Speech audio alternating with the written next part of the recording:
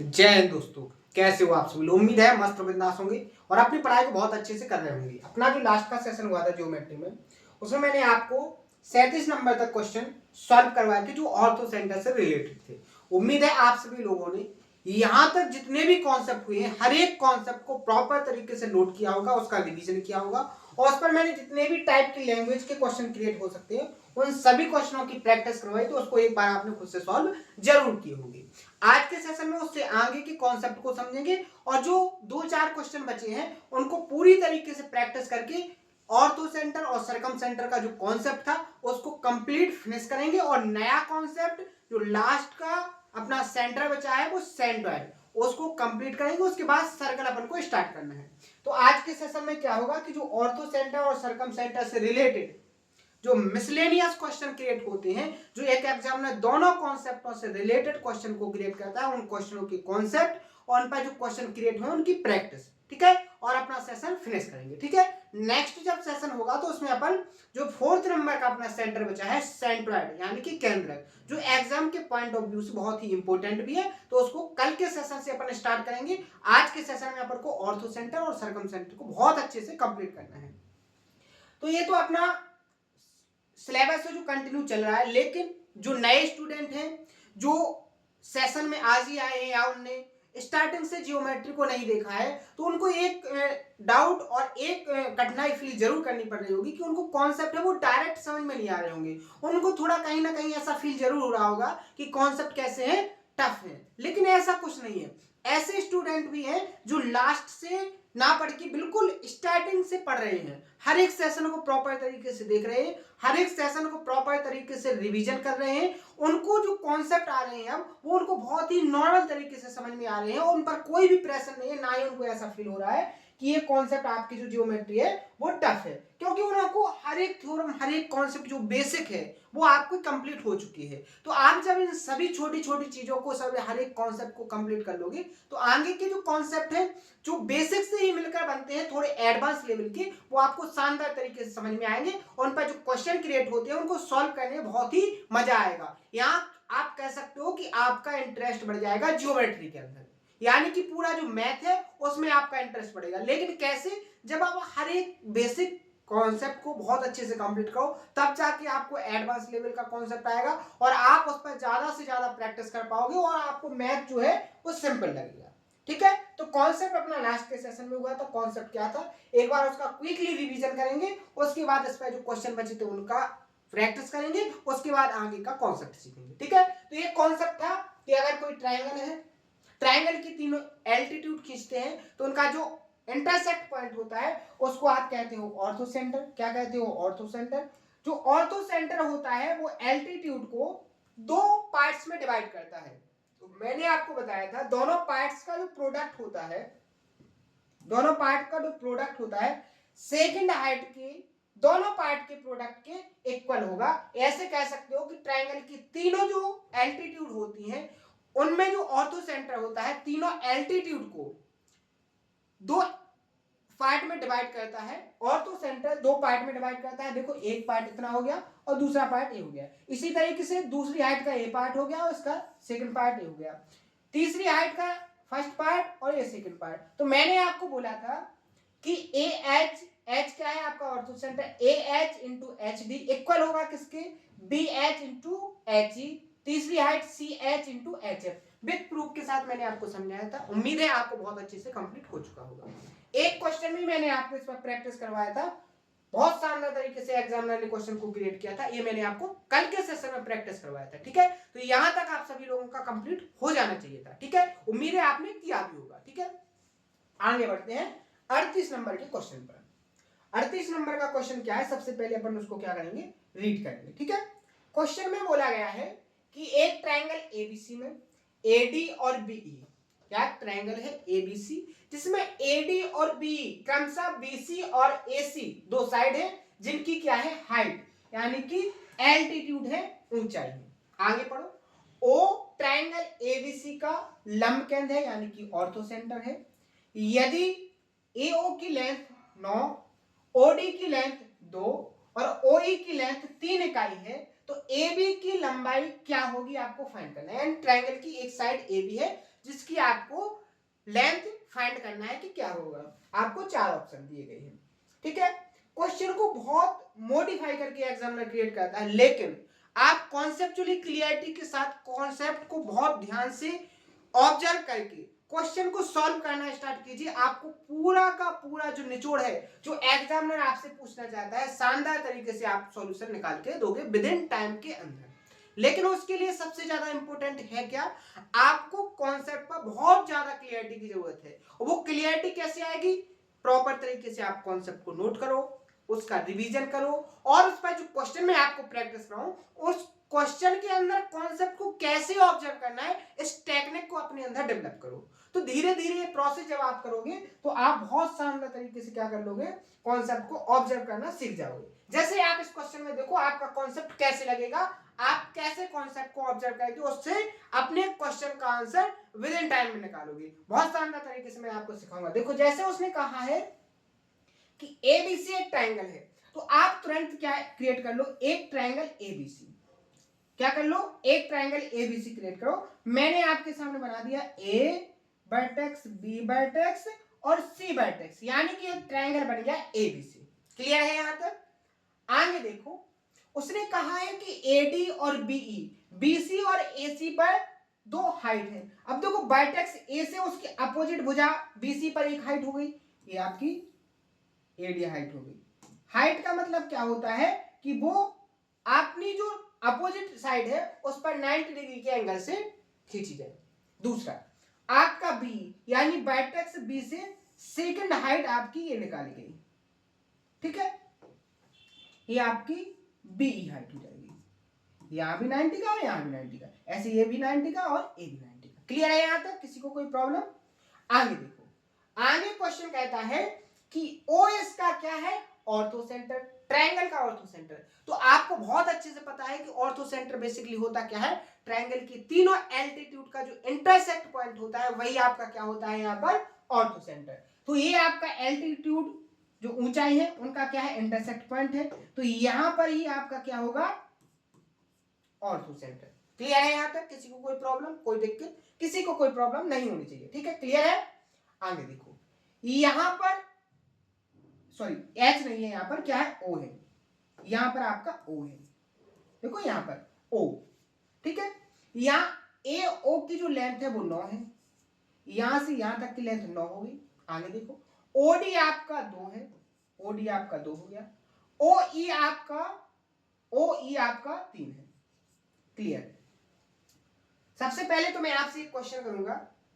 Question क्या है कि अगर मैं आपसे पूछूं कि ओबी की लेंथ क्या है, तो तुरंत आपका जवाब आना चाहिए कि सर जो product A O into OD है वही प्रोडक्ट, वही गुणनफल बी ओ इंटू ओई होना चाहिए। यहां देखो ए ओ इंटू ओडी का जो गुणनफल है, जो प्रोडक्ट है वो क्या है, 9 इंटू 2 यानी कि 18। तो यहां बी ओ से ओई का भी प्रोडक्ट क्या होना चाहिए, 18। यहां 3 है, जब आप 6 से मल्टीप्लाई करोगे 3 का तो प्रोडक्ट कितना निकलेगा आपका, 18। कॉन्सेप्ट कौन सा लगा है, जो लास्ट के सेशन में मैंने आपको एक्सप्लेन किया था, और अभी जब स्टार्टिंग किया था तब मैंने इस कॉन्सेप्ट को एक्सप्लेन किया था, यही कॉन्सेप्ट वहां पर लगा है। क्लियर है?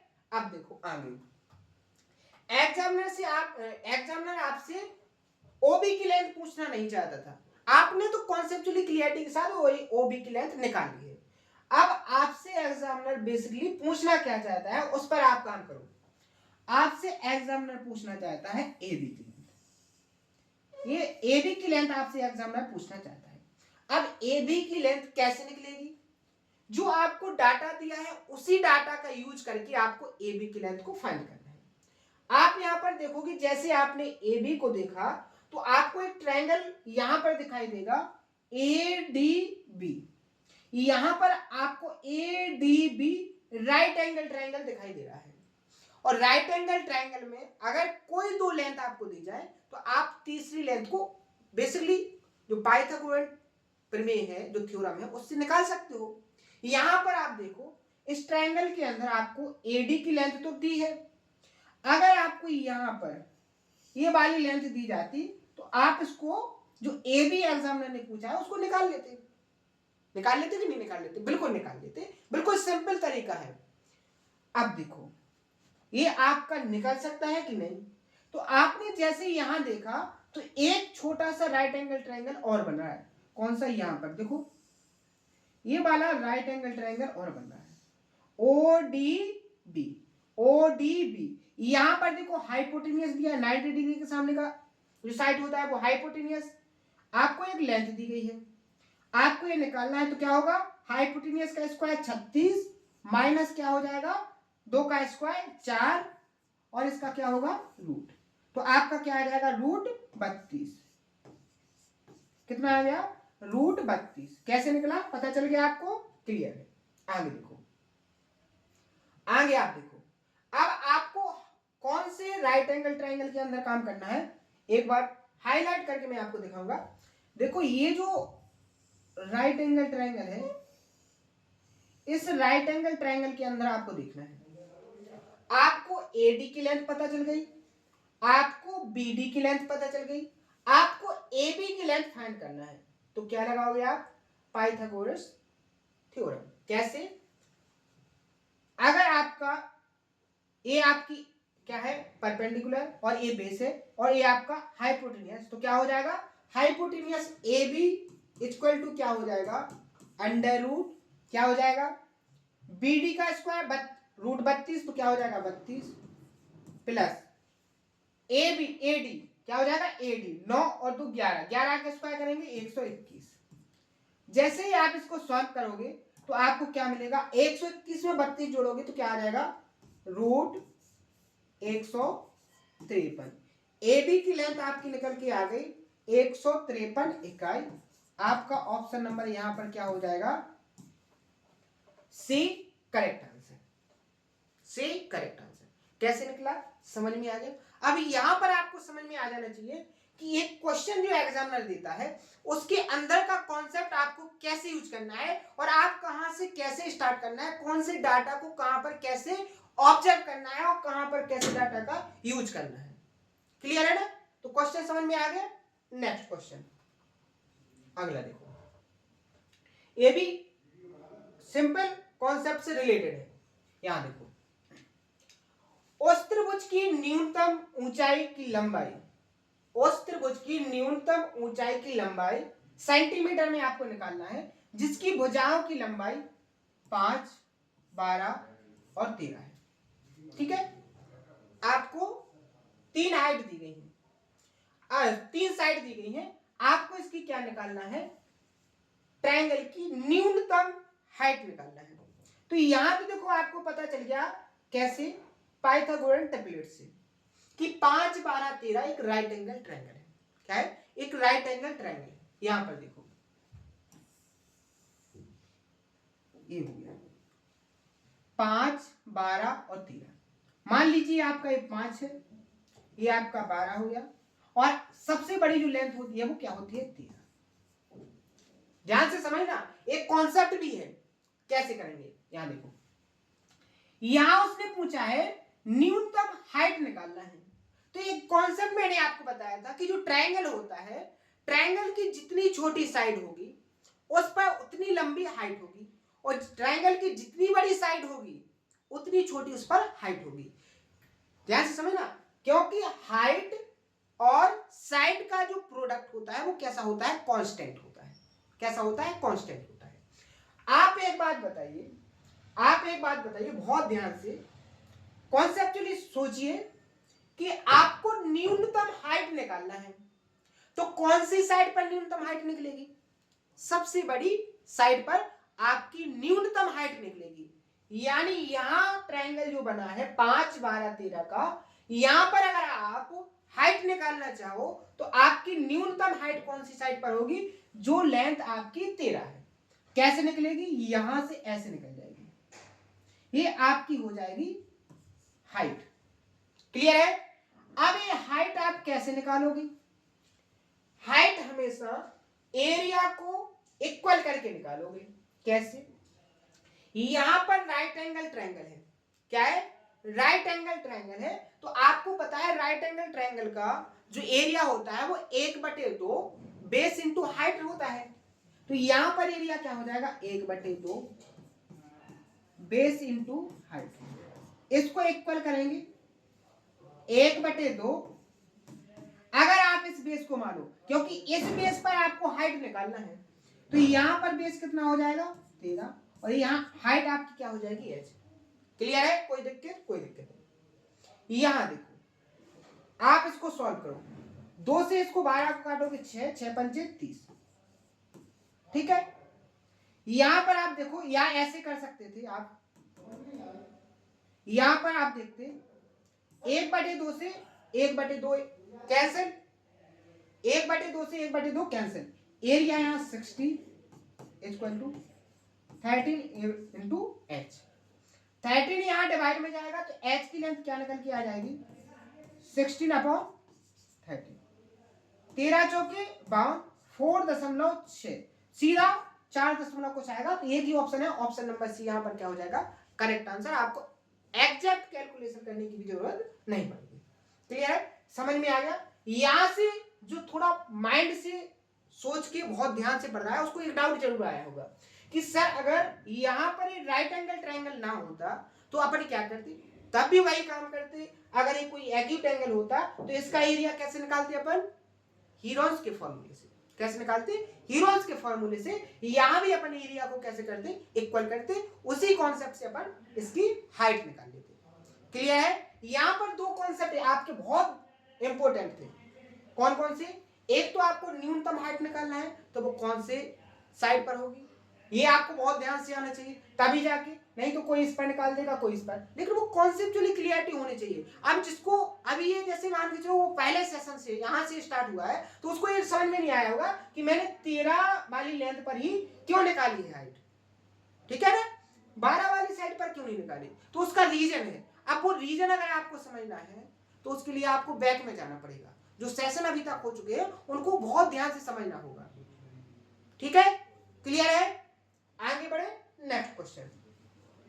यहां देखो, यदि किसी त्रिभुज के केंद्रक और परिकेंद्र यानी कि सर्कम से ऑर्थोसेंटर सेंटर, केंद्रक सेंट्रॉइड और सर्कम सेंटर के बीच की डिस्टेंस 6 सेंटीमीटर है।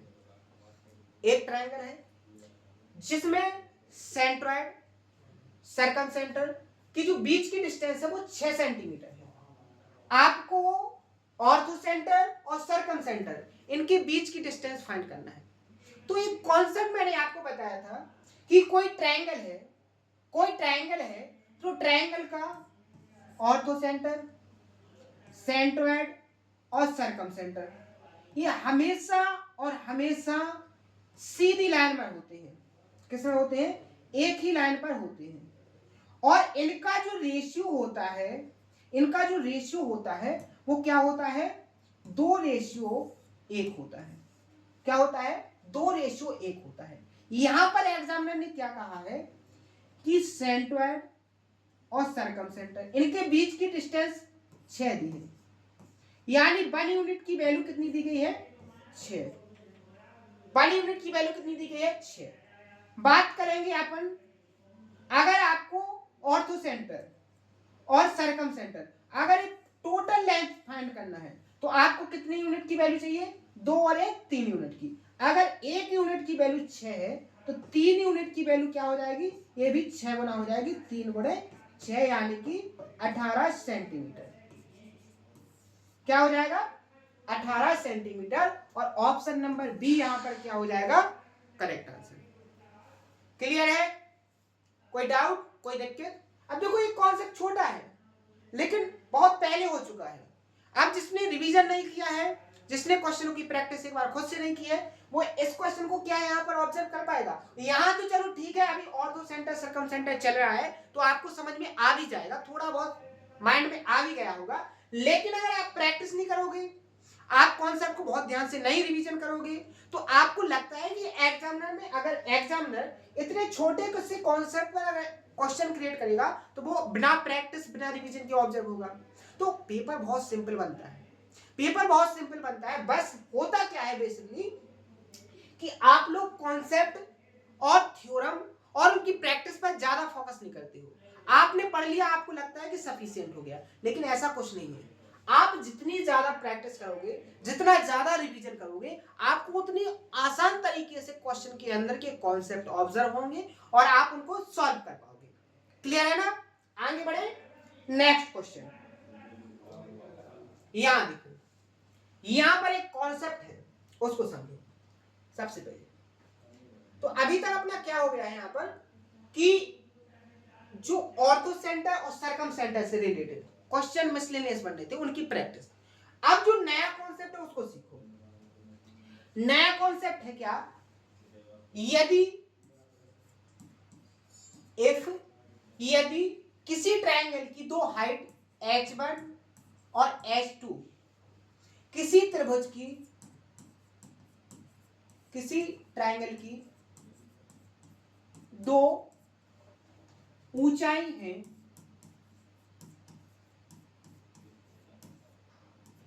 तो ट्रायंगल की तीसरी ऊंचाई, ट्रायंगल की जो तीसरी ऊंचाई होगी,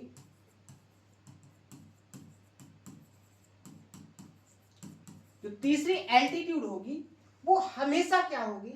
बहुत ध्यान से देखना, कॉन्सेप्ट को डायरेक्ट सीखना है, यहाँ कोई प्रूफ नहीं पढ़ना है क्योंकि बहुत ज्यादा टाइम वेस्ट होगा। यहाँ जो तीसरी हाइट है h3, इसकी जो वैल्यू होगी हमेशा h1 और h2 के product upon h1 plus h2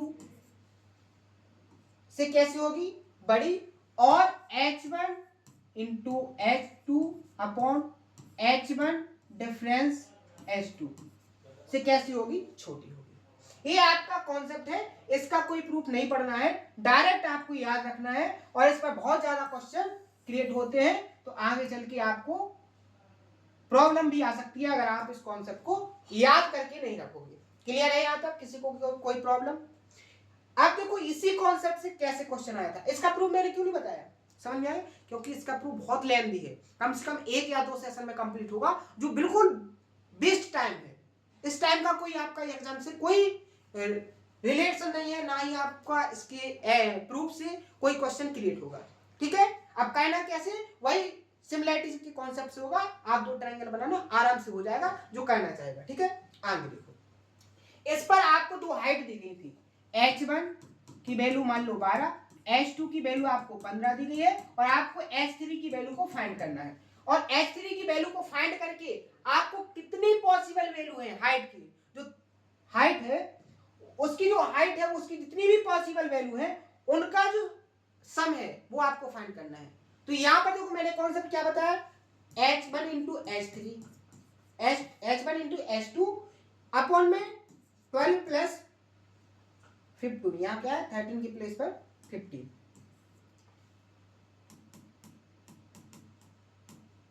क्या रहेगा 15 अपॉन 12 प्लस 15, इससे कैसी होगी?